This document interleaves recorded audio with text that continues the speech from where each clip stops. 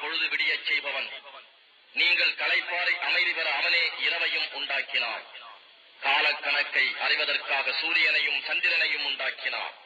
இவையாவும் வல்லமையில் மிகைத்தோனும் எல்லாம் அறிந்தோனுமாகிய இறைவனின் ஏற்பாடாகும்.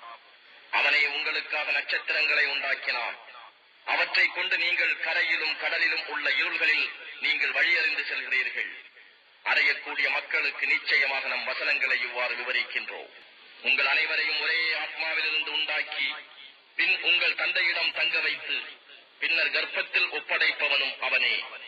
சிந்தித்து விளங்கிக் கொள்ளக்கூடிய மக்களுக்கு நிச்சயமாக நம் வசனங்களை விவரித்துள்ளோம். அவனே வானத்திலிருந்து மழையை இறக்கினான். அதை கொண்டு எல்லா வகையான புற்பூண்டுகளையும் நாம் வெளியாக்கினோம். அதிலிருந்து பச்சை தழைகளை வெளிப்படுத்தினோம். அதிலிருந்து நாம் வித்துக்களை அடர்த்தியான கதிர்களாக வெளிப்படுத்துகிறோம். பேரீத்த மரத்தின் பாலையிலிருந்து வளைந்து தொங்கும் பழக்குலைகளும் இருக்கின்றன. திராட்சை தோட்டங்களையும் பார்வைக்கு ஒன்று போலவும் சுவைக்கு வெவ்வேறாகவும் உள்ள மாதுளை, ஜைத்தூன், ஒலிவம் ஆகியவற்றையும் நாம் வெளிப்படுத்தி இருக்கிறோம்.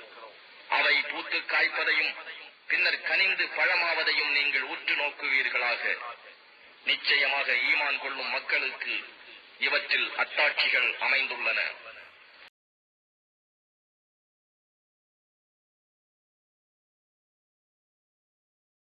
இருந்தும் அறிவில்லாத காரணத்தால் இணை வைப்போர் அவனுக்கு புதல்வர்களையும் புதல்விகளையும் கற்பனை செய்து கொண்டார்கள்.